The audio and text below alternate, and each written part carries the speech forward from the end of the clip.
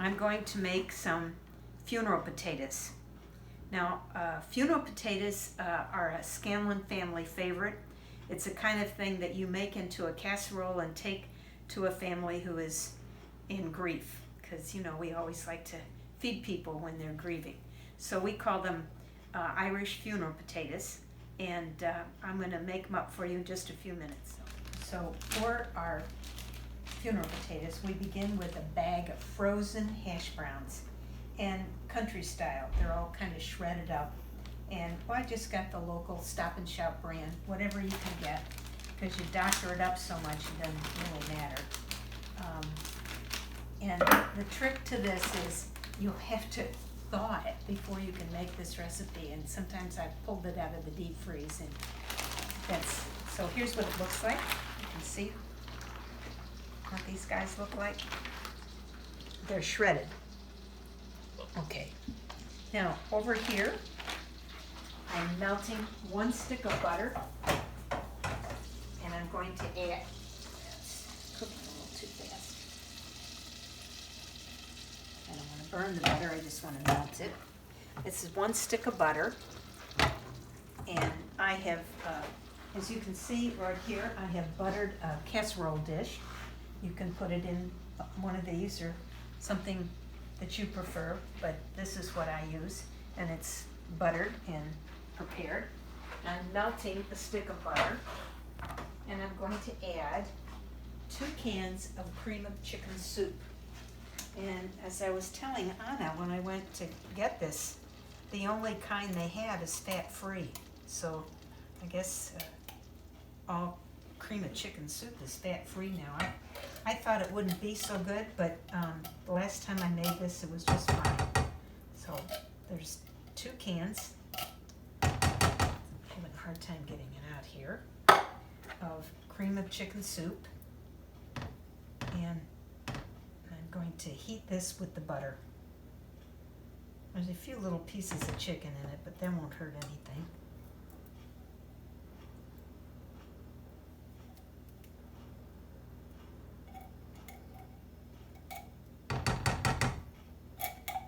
By the way, Joan, that's a lovely apron.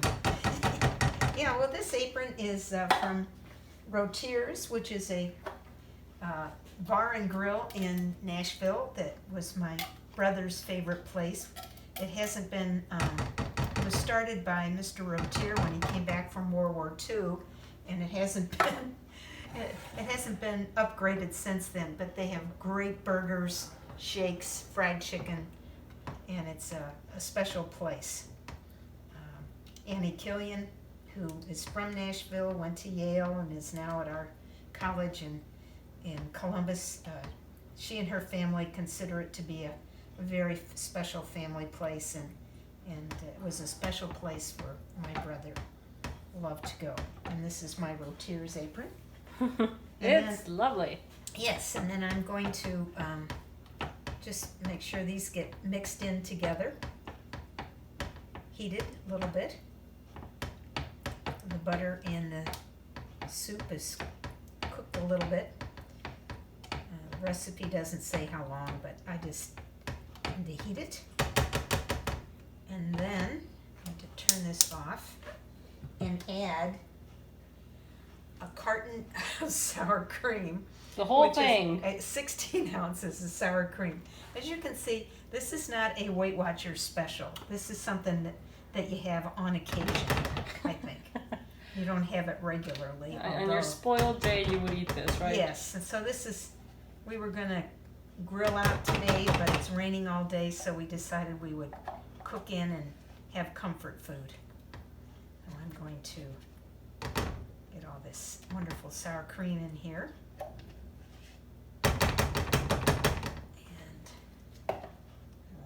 Waste any of it. Get it all. That you can do, you will do it. It's easy to do, and I think you will enjoy it very much. This whole dinner, you can surprise your wife and make this wonderful high-calorie dish but you're And gonna once love again, it. it's kind of like comfort food, It's right? comfort When you food. need some extra loving, That's right. this is what you make. That's right. It's a special treat. Yes.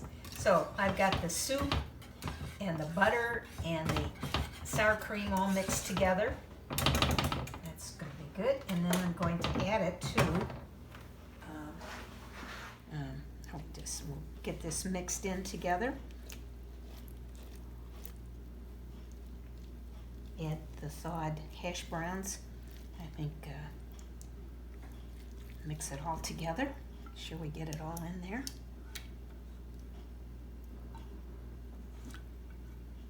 Thanks, Anna. I Oh, appreciate sure. that. That's You got good. it? Yeah, let me just make sure it's all well mixed.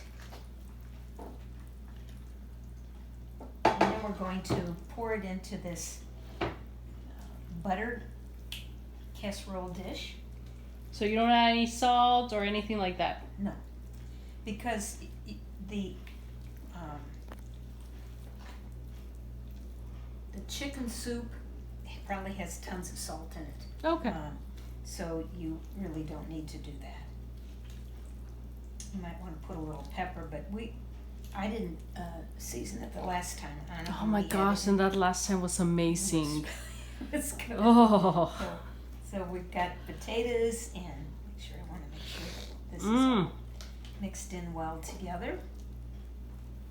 And we're going to put it into a 350-degree oven for 1 hour. Okay, I'm going to put these in here. Nothing to it. I mean, it's pretty easy. And everybody thinks there's cheese in here. Well, I was just about to ask you, do you There drizzle is- some cheese on top? No, you can. When I get it in, I'll tell you about that.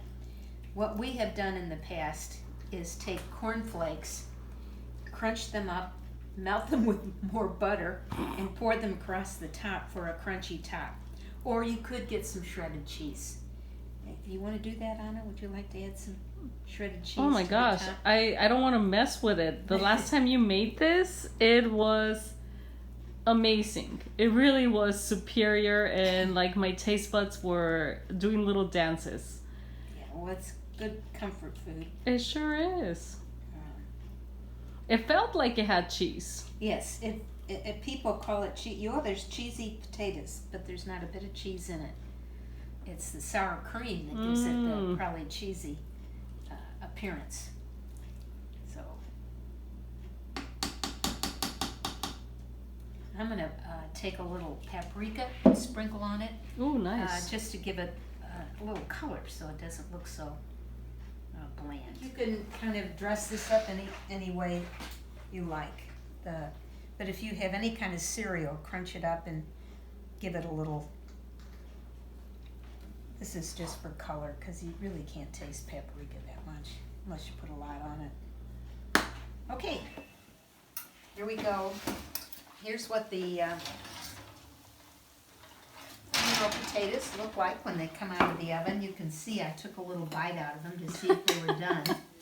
So here we go. You can put, you can put cheese or other crunchy things on the top. But here we have our ribs, which are falling off the bone, as you can see. And then Anna fixes some mixed vegetables, and that's going to be our dinner tonight. So enjoy. I hope you like it.